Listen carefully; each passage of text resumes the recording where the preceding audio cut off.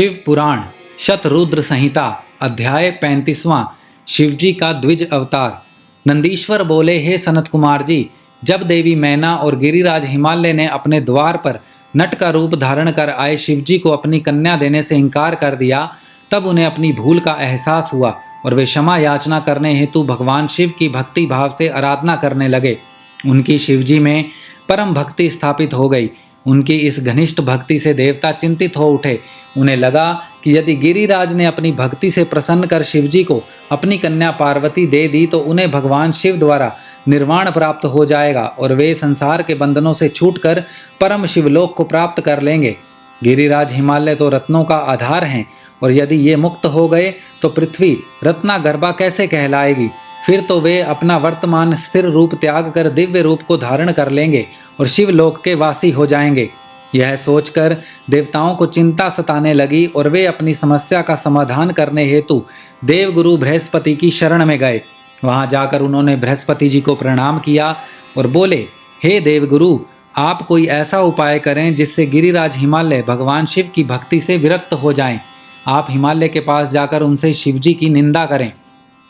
देवराज इंद्र के ऐसे वचन सुनकर देवगुरु बृहस्पति बोले कि मैं परम कल्याणकारी परमेश्वर की निंदा नहीं कर सकता।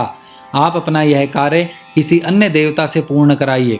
देवगुरु के इनकार कर देने पर इंद्र सब देवताओं सहित ब्रह्मा जी के पास गए और उनसे हिमालय के घर जाकर भगवान शिव की निंदा करने के लिए कहने लगे। तब ब्रह्मा जी ने भी भक्त वत्सल कल्याणकारी भगवान शिव की निंदा करने से मना कर दिया। यह सुनकर देवराज इंद्र निराश हो गए।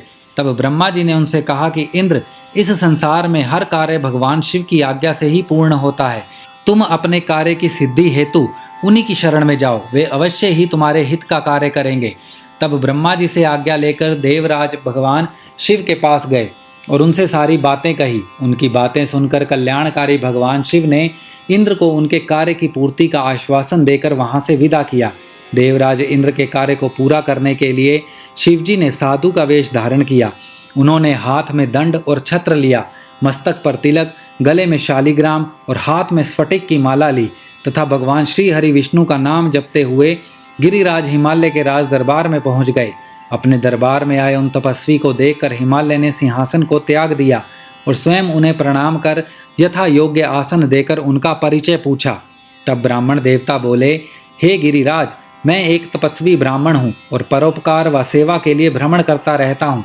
अपनी दिव्य दृष्टि और योग बल से मुझे ज्ञात हुआ है कि आप अपनी लक्ष्मी स्वरूपा बेटी पार्वती का विवाह शिवजी से करना चाहते हैं, परंतु शायद आप यह नहीं जानते कि शिवजी कुलहीन, बंधु बांधवहीन, आश्रयहीन, एकांकी रहने वाले, कुरूप, निर्गुण, अव्यय, शमशानवासी, गले में सर्प धारण करने वाले, सदा अपने शरीर पर चिता की भस्म लपेटे रखते हैं।